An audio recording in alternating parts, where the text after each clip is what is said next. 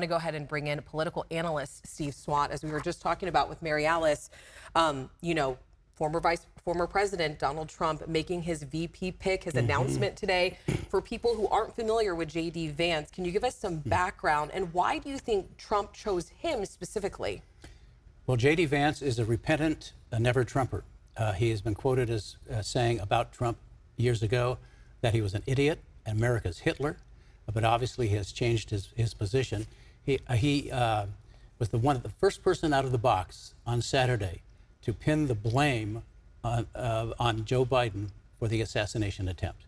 And a lot of people thought that obviously went too far, but so he's right with former President Trump.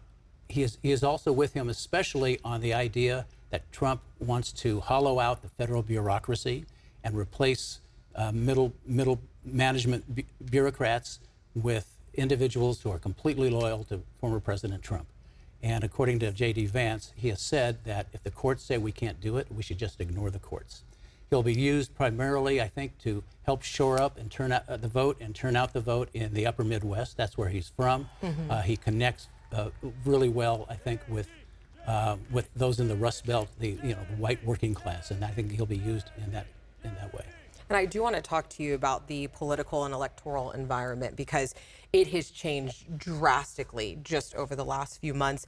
Walk us through some of the major changes that we've seen, not just for Democrats, but also Republicans throughout all this. Well, very briefly, go back to March, and that's when Nikki Haley dropped out of the race, and yet her name was still on various ballots during the primaries, and she was getting 8, 9, 10, 20% sometimes.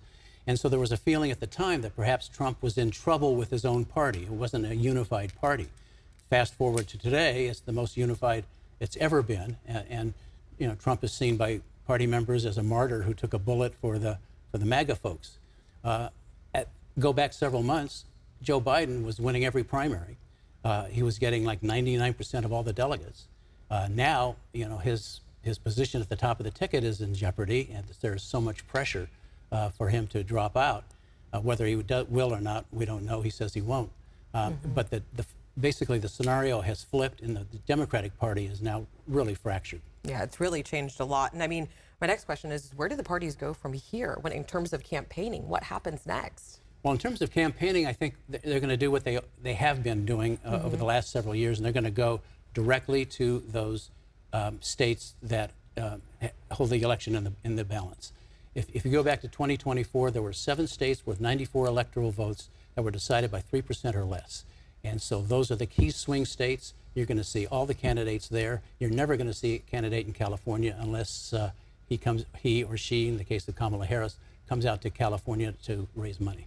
All right, Steve Swatt, thank you so much. We appreciate you being here as always.